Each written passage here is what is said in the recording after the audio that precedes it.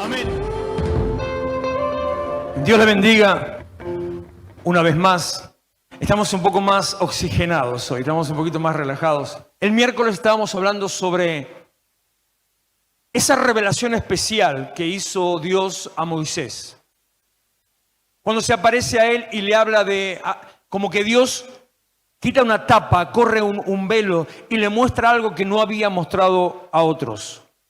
Cuando le dice, yo me aparecí a Abraham, a Isaac y a Jacob, pero me aparecí de esta manera, le mostré mi poder. Pero ellos conocieron mi poder, pero no conocieron mi intimidad, no conocieron mi presencia.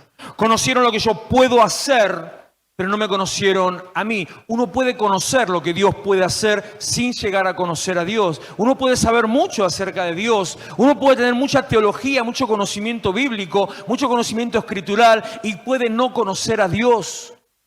¿Sabe que existe una carrera universitaria que es la carrera de teología? Y la gente estudia acerca de Dios y dioses y estudia orígenes de la Biblia.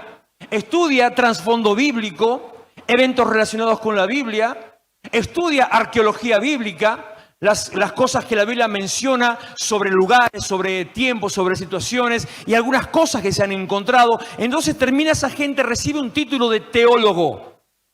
Y usted cree, este está cerca de Dios. No. Sabe mucho de lo que Dios hace, nada más. Pero puede ser teólogo y al mismo tiempo no creer en Dios. Dios se manifestó a ellos a través de mostrarles su poder, a través de una mano de poder, a través de la manifestación de la gloria en el milagro, en la presencia, en lo que hacía en medio del pueblo, pero no tuvieron una relación íntima. En este tiempo, así como luego le dice a Moisés, Dios procura de nosotros, Dios quiere que vos tengas una relación íntima. Dios quiere que vos empieces a conocerlo un poquito más a Él, que empieces a tener un poquito de piel con Dios. Dios quiere que no solamente estés mirando por la ventana, Dios quiere, permítame esta expresión que no me la puedo sacar de la cabeza, entonces la vomito nomás. Que no solamente estés mirando por la ventana o que estés mirando de lejos, sino que Dios quiere que te metas en las sábanas de Dios. Que puedas sentir su aroma. Algunas cosas pueden sonar hasta demasiado relajantes que le digo, capaz que demasiado románticas, no sé, pero es lo que el Espíritu me golpea el corazón para decirle, para poder sentirse una palabra que encierra todo lo que tiene que ver con Cristo, para que usted se sienta pleno. Plenitud. ¿Qué es plenitud? Que no necesita otra cosa, que no le falta nada, que ya está cubierto. Ayer o antes de ayer iba, no sé por dónde iba manejando y se me cruza un auto, o había un auto adelante y de golpe se corre que estaba adelante y encuentro no me acuerdo si era un Clio, aparece un Clio blanco delante mío con el pescadito. Y dice una frase de una canción, pero decía, si te tengo a ti, lo tengo todo. ¿Conoce la canción? De Marcos Brunet. Si te tengo a ti, lo tengo todo. Y me quedé yo ahí colgando y digo, sí, eso es plenitud. No necesito otra cosa más que a Jesús. Plenitud. Sentir que si lo tengo a Él, no necesito otra cosa. Colosenses capítulo 2, versículo 9, versículo 10, que dice que en Él habita corporalmente la plenitud de la deidad y por lo tanto dice, estamos completos. Completos en Él. Ya no entra más nada. Como cuando pasaron las fiestas, ¿vio? Se comió el lechón, tomó sidra, comió garrapiñada en nueces, comió asado, después las sobras al día siguiente, que no falte el vitel toné, el pan dulce por supuesto, y más vale un poquito de helado, después acá no le entra más nada. Plenitud, pero en Cristo. Así es como le dice entonces a Moisés, cuando dice, a ellos no me manifesté en mi nombre Jehová, que significa yo soy. La esencia del ser. Significa, es tan simple ese nombre y al mismo tiempo tan profundo que no se lo puede explicar de otra manera. quiere decir yo soy. Nada más. Todo lo que existe es Dios. Todo lo que necesita está en Dios. Todo lo que busca está en Dios. Yo soy. Pero esta mañana iba yo viajando por ahí, dando vueltas. Si vio el devocional de hoy, vio que estaba arriba el auto. Cuando tengo tiempo cómodo estoy en mi oficina, si no en el auto. Y el Señor me habla sobre esa intimidad. Y el Señor me habla sobre los vicios y los errores y los peligros de esa intimidad. Que podemos nosotros, y ahora ya voy a entrar directamente en la historia, pero podemos nosotros acostumbrarnos a estar con Dios, a estar cerca de Dios, también a conocer de Dios. Podemos sentirlo ya como parte natural de mi vida, lo que es bueno, parte de mi casa, lo que es bueno, un integrante más de mi familia, lo que sí, todo es bueno. Pero esa familiaridad hace que usted le baje el precio a Dios. Por eso dice Deuteronomio capítulo 7, versículo 9, empieza diciendo, conozcan pues que Dios, y dice una obviedad.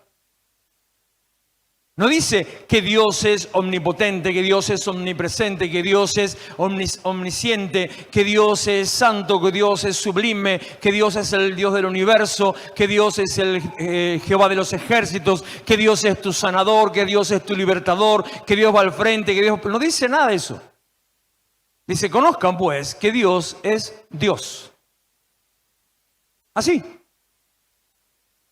Para no olvidarnos justamente por esa costumbre y familiaridad, para no tenerlo como, hola che, ¿cómo andás? Sino entender, parar un segundo y empezar a mirarlo como quien realmente es. La revelación de Cristo en mi vida, la revelación de Cristo en mí, cuando yo entiendo quién es Él, cuando yo entiendo la magnitud de Dios y cuando eso entra en mi corazón, la revelación de Cristo en mí abre las puertas de la transformación. No soy transformado en una cosa nueva hasta que no se revela a Cristo en mí. Esa es otra canción. No soy transformado, no soy cambiado hasta que no tengo ese, wow, no me di cuenta, ¿qué pasó? Hasta que no me da un resplandor, un shock. Hasta que de golpe entiendo y mi cabeza se abre y empiezo a entender, mirá vos, ¿quién es? No es Jesús el de la cruz, es el Rey del cielo. A ese que también busca que tengamos intimidad, tenemos que aprender a conocer. Con Él tenemos que tener relación y familiaridad sin olvidarnos quién es Él. Cuando se revela Cristo en mí, empieza la transformación. Y cuando empezó la transformación, hay bendición en abundancia. Primera de Samuel, capítulo 7, versículo 1 y 2. Para entrarle un cachito ahí en el tema, para contarle lo que pasaba, Israel venía de sufrir unas cuantas derrotas en batallas. Vio que cuando hay una batalla entre dos bandos o dos países enemigos, están los trofeos de la batalla. Entonces, históricamente, el que ganó se lleva algún trofeo del que perdió. Banderas, armas, escudos, alguna otra cosa que sea emblemático. Hace poco leí unas noticias que Reino Unido estaba devolviendo algunas banderas que habían sido capturadas en Malvinas, porque eso también habla después de la relación entre los países. Se reintegran, se devuelven cuando hay buenas relaciones, objetos que tal vez tienen infinidad de años. Hace no mucho, hace poco, ahora unos 10 años atrás, en el tiempo es poco, se devolvió, Bolivia devolvió una bandera que Belgrano dejó, una bandera nuestra, y ellos la tenían como un trofeo. No fue una guerra, pero sí la tenían como, ya no es parte de nuestro mismo país, pero como un tesoro, como un recuerdo, y hacen el acto de entrega. Israel había pasado muchos tiempos que por alejarse de Dios, batalla que libraba, batalla que perdía. En 2 ocasiones en la historia, Israel, todo el territorio dividido en 2 partes, fue totalmente diezmado. Perdieron territorio, perdieron gobierno, perdieron autoridad, perdieron nombre, perdieron linaje, perdieron identidad. Hay una historia muy fuerte que se encuentra en el libro de Esdras, que están empezando a andar de nuevo para volver a ser nuevamente nación. Se hace un censo y empiezan a preguntarle los nombres. Y dice, ¿vos de qué familia sos? No sé. Para ellos era muy importante pertenecer a tal familia, lo que hoy para nosotros sería el apellido. Pertenezco a tal o tal o tal familia. Y ellos anotaban, ¿y vos de qué familia sos? No sé. Entonces en el censo de Esdras hay una parte que quedan todos aquellos que no tienen origen. Y a todos los que no tenían origen, porque no sabían a qué familia pertenecían, no se les permitió entrar a la casa de Dios. Mire usted la importancia que tiene en Dios el linaje, la identidad. Por eso tenemos que ser iglesia, por eso tenemos que ponernos en pie, por eso tenemos que calzarnos el Evangelio, por eso tenemos que vestirnos las armas del Evangelio. Por eso usted tiene que decir también, yo pertenezco a un lugar donde se cree en el Señor, donde se adora a Cristo, yo pertenezco. Y no le estoy diciendo que lo que va a marcar la diferencia es que usted pertenezca a Iglesia Restauración, pero usted tiene que pertenecer a un lugar donde se adore a Cristo, donde se le predique la palabra, donde se le enseñe la palabra, donde usted se sienta cuidado, contenido, donde usted vea que la mano de Dios está obrando, donde es bendecido, donde es restaurado, sanado, donde es prosperado, donde empieza a ver que Dios está en este lugar o en otro, en el lugar que Dios ya tiene para usted, en el lugar donde ya hay un huequito para sus pies, para que encaje ahí y empiece a arraigarse. Y cuando echa raíces, después de las raíces, viene el fruto. Si usted ve que no da fruto en nada, una de dos, o no echó raíces o no es su lugar. Es importante pertenecer. Y llega un momento, ya las batallas habían pasado y entonces David, que ya se asienta en el trono, después a través de su nieto se arma otro gran desastre, pero David se asienta en el trono y así empieza, capítulo 7, versículo 1 y 2. Vinieron los de Kiriat Jearim, un pueblo, llevaron el arca del Señor, el arca de Jehová, y la pusieron en casa de Abinadab, situada en la loma, en el collado. Y santificaron a Eleazar, su hijo, el hijo de Abinadab, para que guardase el arca de Jehová. El arca de Dios había sido tomada como trofeo de guerra. El arca de Dios, que representaba la presencia de Dios, había sido robada, había sido secuestrada, que es un símbolo muy fuerte. No es solamente decir, me quitó la caja de oro. Quiere decir, Dios se fue de su pueblo. Quería decir, la gloria de Dios ya no está conmigo, la presencia de Dios ya no está conmigo, la manifestación de Dios ya no está conmigo. Israel quedó guacho. No solamente no tenían identidad, tampoco tenían de qué agarrarse, tampoco podían decir, Dios está con nosotros. No, ni siquiera. Porque para ellos, no como hoy a nosotros, que habita en nosotros, habita en nuestro corazón y en el lugar donde estamos, ellos necesitaban algo tangible y era el arca de la presencia de Dios, que era el lugar donde ellos creían que ahí estaba mismo, ahí entraba la presencia de Dios. Era una caja de madera, sí, cubierta en oro, ok, pero representaba la presencia de Dios. Los filisteos se la habían llevado y ahora estaba siendo devuelta. Y en ese proceso lo que hacen, hay un proceso, una historia muy larga, que es para otro prédica, los capítulos anteriores. Los filisteos entregan el arca, cruzan la frontera, llegan a este lugar donde estaba la casa, apenas cruzan la frontera, se encuentran con la casa de un fulano. Este fulano se llamaba Abinadab.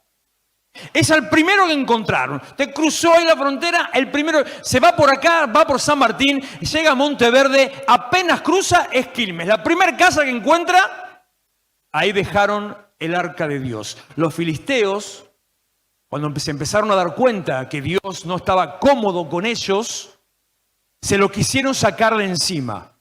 Entonces, inmediatamente, tomá, listo, quédate con tu Dios. Ellos no tenían nada que ver ni con la Biblia, ni entendían a Dios, ni tampoco tenían por qué entenderlo, porque no eran pueblo de Dios. Se lo sacaron de encima, lo arrojan, hacete cargo de tu Dios.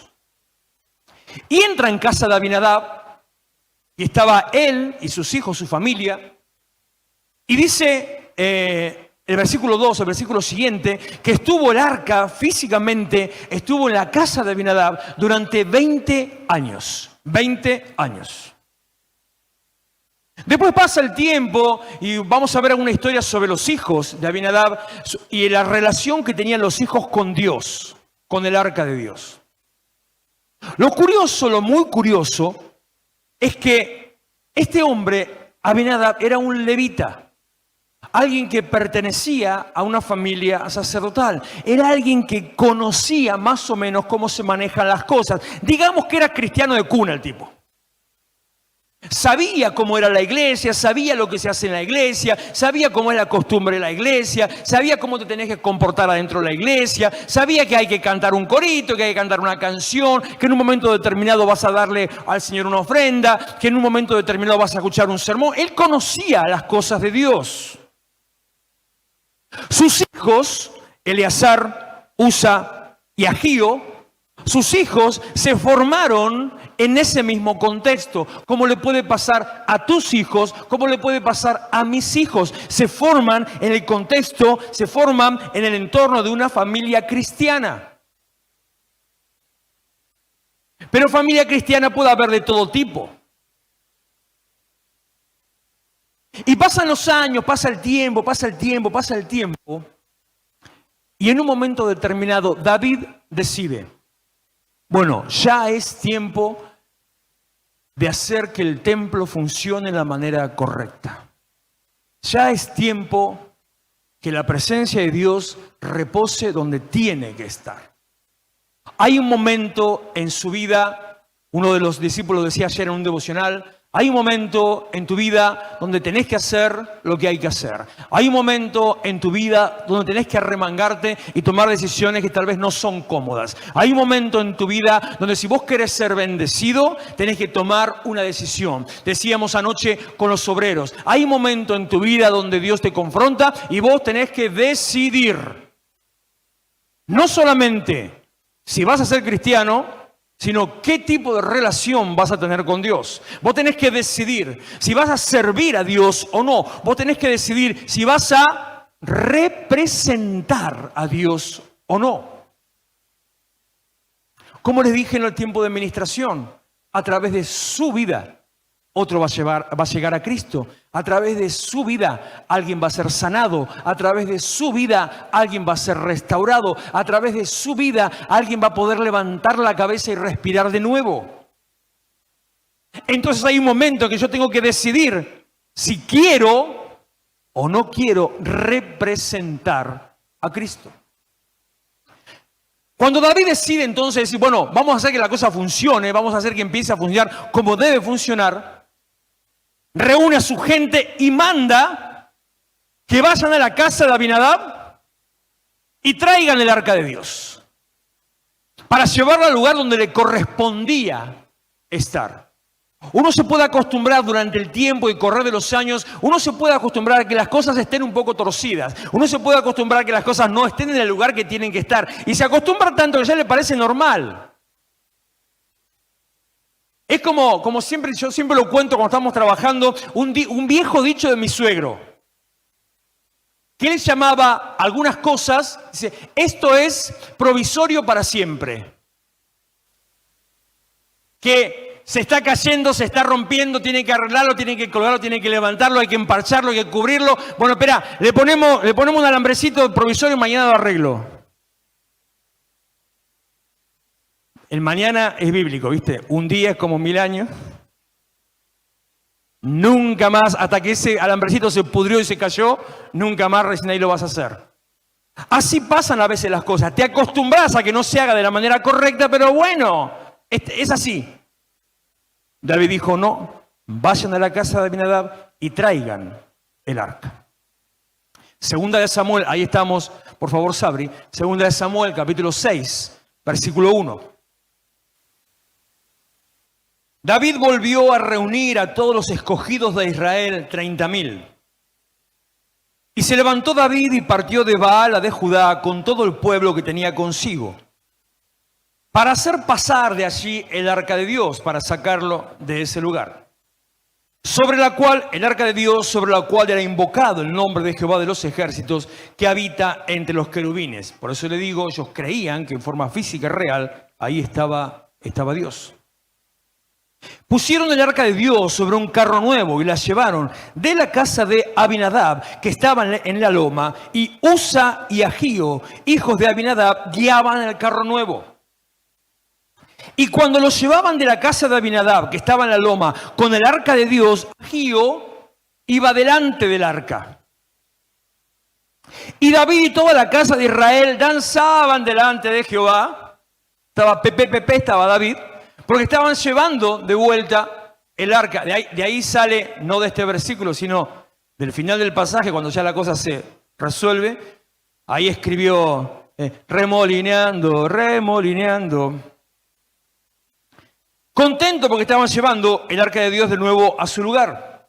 Danzaban delante de Jehová con toda clase de instrumentos de música, con arpas, salterios, panderos, flautas y címbalos. Cuando llegaron al terreno de Nacón, un lugar que no sé dónde será, Usa, uno de los 3 hijos de Abinadab, uno de aquellos que vivió en la casa donde estaba la presencia, uno de aquellos que compartió el tiempo y su vida con esa caja de madera, uno de aquellos que durante 20 años creció al lado del arca.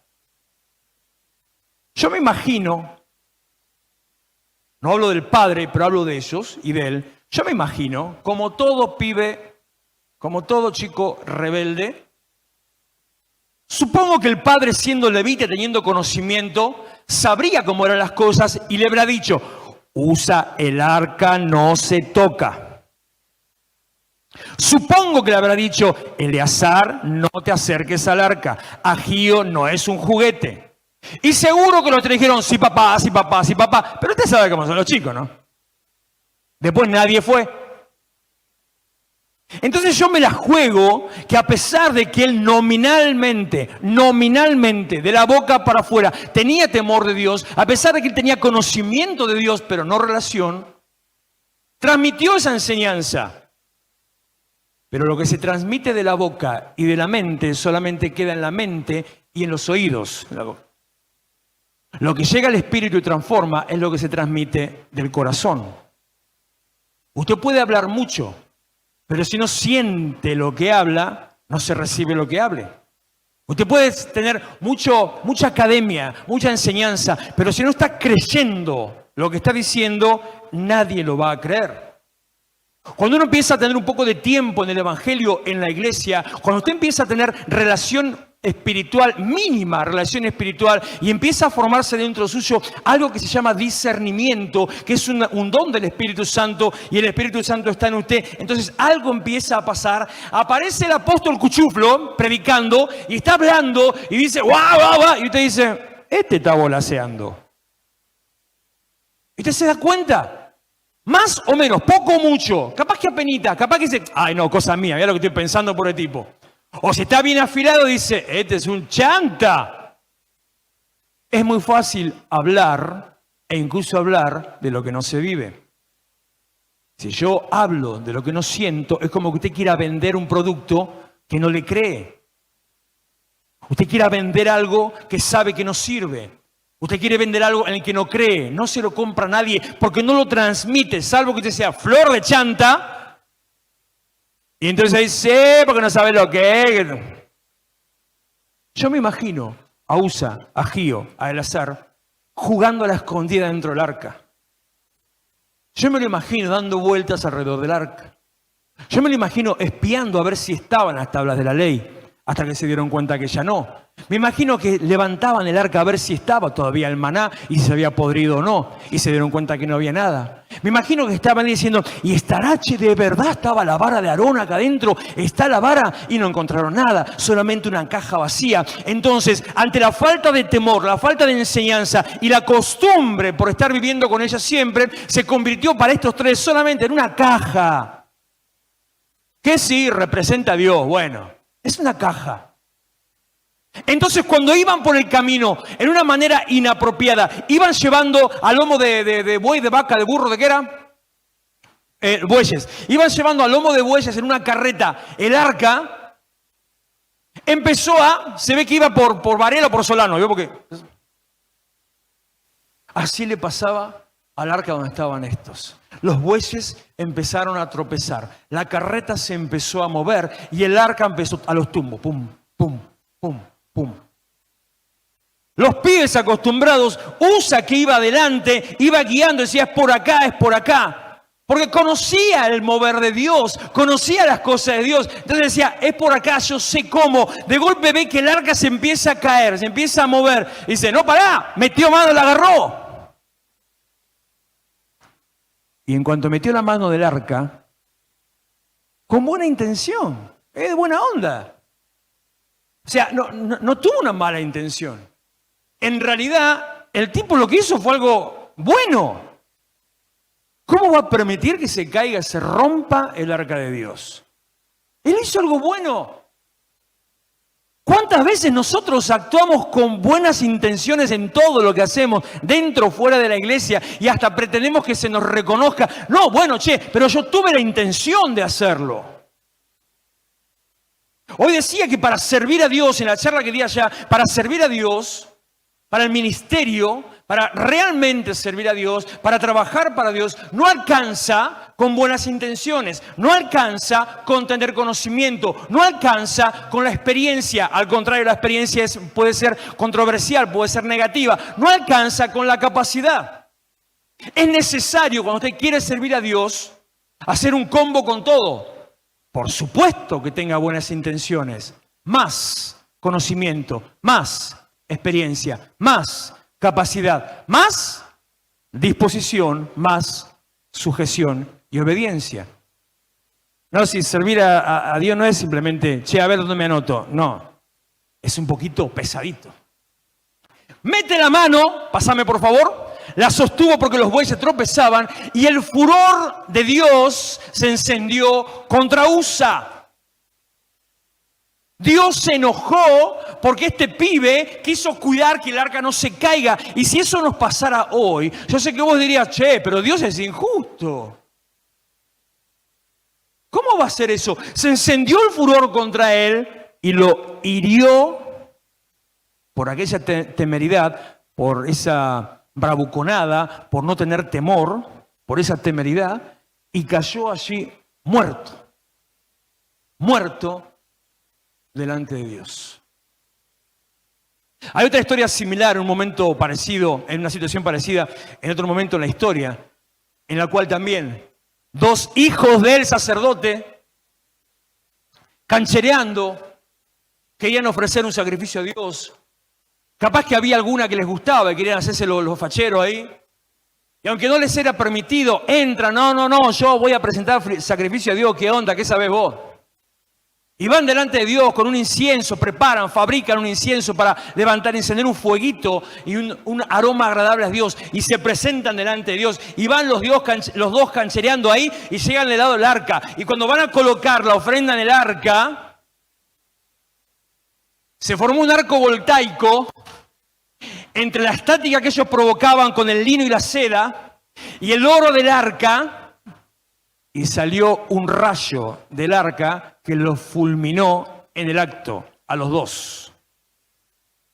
Por querer hacer delante de Dios lo que Dios no les pidió y por creerse que ellos eran más importantes que la manera en que Dios hace las cosas. La familiaridad y la costumbre son un peligro para servir a Dios. Acostumbrarnos a estar en la casa de Dios es un peligro para entender y conocer a Dios. Tener relación y años de experiencia y conocimiento de las cosas de Dios pueden matar la fe, pueden matar el vínculo que tenemos con Dios y pueden matar lo que Dios quiere hacer con nosotros. ¿Cuál fue la razón? ¿Cuál fue la causa? Hay un dato interesante. Seguid, por favor. Después vuelvo para acá. Se entristeció David por haber ido Jehová a Usa y fue llamado a aquel lugar Pérez Usa. Vamos hasta el 10, por favor. Hasta hoy. Y temiendo David a Jehová aquel día, dijo, ¿cómo ha de venir a mí el arca de Jehová? Se asustó David, dijo, ¿qué pasó acá? Versículo 10. De modo que David no quiso traer para sí el arca de Jehová a la ciudad de David y la hizo llevar David a casa de Obed-edom, geteo. Ante lo que pasó, David, que iba al frente, se asustó, tuvo temor de Dios. Algo que ellos no tuvieron, algo que Usa no tuvo, algo que él y sus hermanos no tuvieron, algo que obviamente su papá no tuvo. El dato curioso que le iba a decir es que este Abinadab, levita, que mantuvo el arca en su casa durante 20 años, no dice absolutamente nada que su casa haya sido bendecida.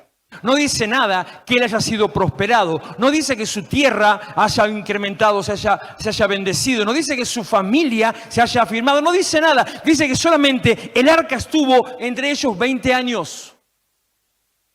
Pero cuando empieza a nombrar a la casa de Obed-edom, también un levita, como Abinadab. También alguien que conocía las cosas del templo, como Abinadab. Y este tenía una función que Abinadab no tenía. Este era portero, era ujier. El Obed-edom, levita, portero, ujier de la casa del templo de Dios. Dice, versículo 11, Sabri, por favor. Dice, y estuvo el arca de Jehová en casa de Obed-edom, geteo, 3 meses. En oposición a lo que estuvo en la casa de Abinadab, que estuvo 20 años. Pero en la casa de este tipo, que estuvo solamente 3 meses, dice, y bendijo Jehová a Obed-edom y a toda su casa. ¿Por qué habla la palabra? ¿Por qué Dios menciona que bendijo la casa de él y no dice nada de la casa de Abinadab? ¿Por qué habla que la casa de Obed-edom fue prosperada y bendecida y no dice nada de la casa de Abinadab? Porque la costumbre, la familiaridad, la confianza matan el fruto de tu relación con Dios. Tomarte a Dios a la ligera, tomar a Dios en vano, como dice Éxodo 20, tomar a Dios como algo más, mata el fruto de tu relación con Dios. Porque si vos buscás tener una relación con Dios solamente esperando la bendición, pero para la bendición no te involucrás con Dios, no te relacionás con Dios, no intimás con Dios y como te dije antes, no te metes entre sus sábanas, entonces no se genera un fruto que sea para vos de bendición. Se genera solamente una transacción.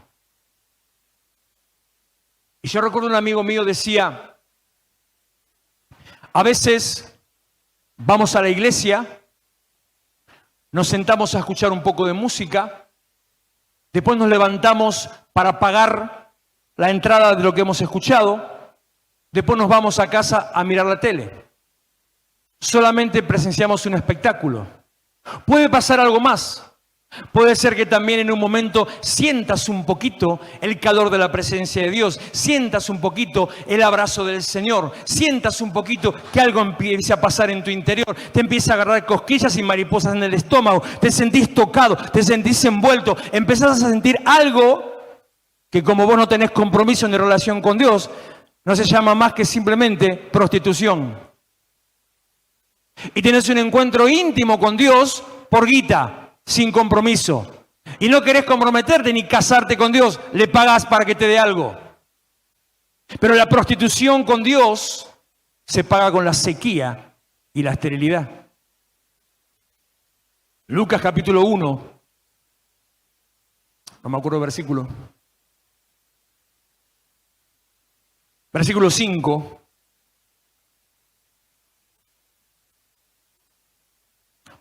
Al 9. Hubo en los días de Herodes, rey de Judea, un sacerdote llamado Zacarías, de la clase de Abías. Su mujer era de las hijas de Aarón y se llamaba Elizabeth. Estos son los papás de Juan el Bautista. Ambos eran justos delante de Dios, como Abinadab, que servían a Dios y conocían la casa del Señor. Andaban irreprensibles en todos los mandamientos y ordenanzas del Señor. Sabían lo que tenían que hacer y hacían las cosas que sabían que tenían que hacer. Pero no tenían hijo, porque Elizabeth era estéril y ambos ya eran de edad avanzada. Aconteció que ejerciendo Zacarías el sacerdocio delante de Dios, según el orden de su clase cuando le correspondía, conforme a la costumbre del sacerdocio, le tocó en suerte ofrecer incienso, y ya nos vamos para otro tema. Hacer las cosas por costumbre trae sobre tu vida esterilidad. Hacer las cosas por costumbre trae sobre tu vida sequía espiritual. Hacer las cosas por costumbre mata el fruto. Y llega un momento en tu vida donde entonces vos de golpe ves que no pasa nada, no sentís nada, no tenés nada. Y cae a cuentas, inevitablemente, tengo que decir, dar a uno de esos ejemplos, inevitablemente Dios me ha provisto de tantos ejemplos para compartir con usted. Inevitablemente llegas al punto donde decís, me voy de la iglesia porque mi marido no cambia. Porque haces las cosas por costumbre, porque haces las cosas solamente porque sabés que tenés que hacerlo, pero no tenés una relación con Dios. Pero si vos pertenecés a la casa de Obed-Edom, en vez de pertenecer a la casa de Abinadab, hay sobre tu vida abundancia y provisión. ¿Qué quiere decir el nombre de Abinadab? Significa, mi padre es noble. Quiere decir, vengo de una familia real, de una familia noble, vengo de una familia de posición y de guita. Quiere decir que tal vez ya los padres de Abinadab ya estaban en el templo, capaz que es como este Zacarías, pertenecía a todo un linaje sacerdotal, venía de años y también él, como sus hijos, porque es lo que le enseñó a sus hijos, tomaba a Dios simplemente como algo más. ¿Qué quiere decir Obed-Edom? Quiere decir sirviente. Un hombre que entendía que si la presencia de Dios estaba con él era esclavo de cuidar y alimentar la presencia de Dios. Un hombre que entendía que en su trabajo de simplemente ser portero, de abrir la puerta del templo, tenía que actuar con excelencia para hacer lo mejor para Dios. Un hombre que entendía que había tenido el honor de ser llamado como siervo, esclavo literalmente quiere decir, para poder servir a Dios. La diferencia de cómo vos encarás a Dios es la diferencia en cómo te va a ir con Dios. La diferencia de cómo vos te ponés delante de Dios es la diferencia de cómo te va a ir con Dios.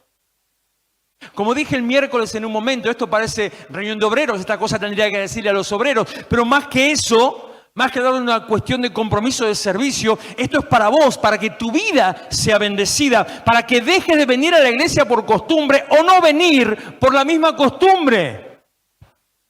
Para que dejes de pensar, bueno, hoy me toca, hoy voy, ya hasta la semana que viene no tengo que ir. Bueno, ya fui el miércoles, creo que es fanático que soy. Imagínate ahora, y domingo encima. Ah, no voy, hace calor, me voy a la pileta, mañana puedo ir.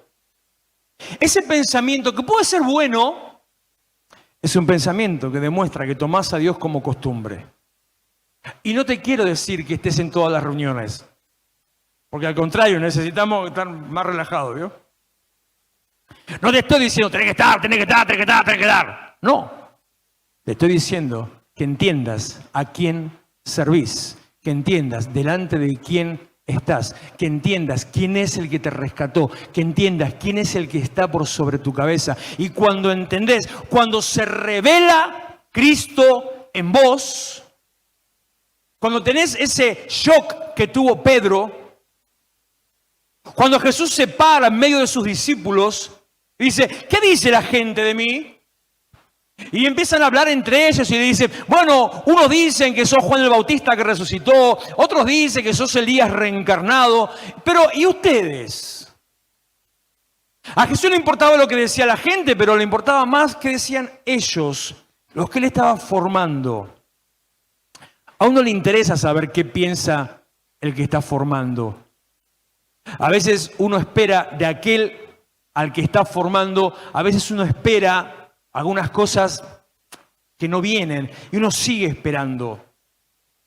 A veces uno cree equivocadamente que el que uno está formando ya debería entender que tiene que relacionarse con Dios de una manera distinta y sin embargo ese que está formando se relaciona con Dios de la misma manera que el que recién llega. A veces pasan esas cosas. A Jesús le interesaba. ¿Y ustedes qué dicen? ¿Qué piensan ustedes de mí? ¿Qué dicen ustedes de mí? Y se levanta con San Peter y dice, vos sos el Cristo, el Hijo del Dios viviente. Él entendió. Pedro había tenido un momento muy fuerte en su vida. Pedro había tenido revelación en un momento muy particular, en un momento de su cotidianeidad. O sea, en su laburo pudo ver la manifestación de Dios. En su trabajo, cuando él ni siquiera creía, cuando quiso actuar por costumbre, pero abrió el corazón a Dios, de golpe se quedó helado, que cayó al piso y le dijo, Señor mío y Dios mío. Entonces cuando Jesús lo encara, le dice, vos sos el enviado, que eso significa el Cristo, vos sos el Hijo del Dios viviente. Y Jesús le contesta, bienaventurado Pedro, porque no te lo reveló carne y sangre, sino que te lo reveló mi Padre que está en los cielos. Y de cierto te digo, cuando hay revelación, hay transformación. De cierto te digo, ya no será más tu nombre Simón, así le dijo en realidad, sino que será tu nombre Pedro. Ya no será simplemente aquel que la toca de oído, eso quiere decir Simón, sino que ahora vas a ser una roca firme sobre la cual otros se van a poder afirmar. Donde hay revelación, hay transformación, pero la revelación tiene que generar un cambio en tu vida, entender quién es Dios. Así como Obed-Edom, o así como Abinadab, ambos estaban delante del Señor. Ambos se presentaban a servir a Dios. Ambos entraban por las mismas puertas del templo. Ambos tenían el mismo conocimiento de Dios. Ambos tenían la misma historia con Dios y pertenecían a la misma familia. Ambos eran, no personal, sino la familia ampliada. Ambos eran levitas. Pero mientras uno vio sequía en su vida, el otro fue bendecido en todo lo que hacía. Así como le pasó a él, así tiene que pasar con nosotros ahora. Tomar la decisión de pertenecer, ser de la casa de Abinadab o ser de la casa de Obed-Edom. Pertenecer entre aquellos que hacen las cosas por costumbre o yo quiero ser de aquellos que hacen las cosas por servicio, entendiendo y palpando, discerniendo. Gracias. Discerniendo. Esas son señales de que ya la hora se fue, ¿bien? Discerniendo quién es Él. Y cuando tomo la decisión, como le dijo Josué al pueblo, decidan hoy detrás de quién van a ir. Pero si deciden por Dios, vos y tu casa y toda tu casa será bendecida. Levante sus manos, Señor, en el nombre de Jesús. Yo vengo a presentar ante ti, Dios mío, a toda esta congregación, aún a los que están, Señor, a través de las redes y los que vendrán también mañana. Señor, a los que a lo largo de esta semana en cada reunión se presentan en tu presencia. Vengo a bendecir sus vidas, Señor, y a declarar, estamos a las puertas de un tiempo nuevo. Estamos a las puertas de un cambio y una transformación. Estamos siendo llamados para transformar. Estamos siendo llamados para sacudir. Me ministraba el Espíritu en un momento hoy temprano que se conmueve la tierra. Y al conmoverse la tierra se sacuden aún las cosas que están establecidas y aún las cosas que están muertas. Y me mostraba el Señor tumbas que empiezan a abrirse. No se asusten, no estoy hablando de zombies caminando, sino de cosas que ya había dado por muertas y olvidadas, empiezan a resurgir. Y cosas que están muy firmes empiezan a temblarse. Se conmueven las estructuras, se conmueven todas las cosas cosas que están afirmadas ante una iglesia que avanza, ante una iglesia que cree. Estamos delante de una apertura, estamos a la puerta de un tiempo nuevo, donde tu vida será utilizada por Dios, no como un ser único, no como alguien solito, solitario, individual, sino como la voz profética de la iglesia que se pone en pie para anunciar, para declarar, para decirle a la gente que se puede vivir de otra manera, que todos sepan, que todos puedan saber que hay un Dios que bendice, un Dios que restaura, un Dios que sana, un Dios que abre los cielos, un Dios que restaura los caminos. Por eso en esta noche, antes de terminar, yo quiero orar por vos.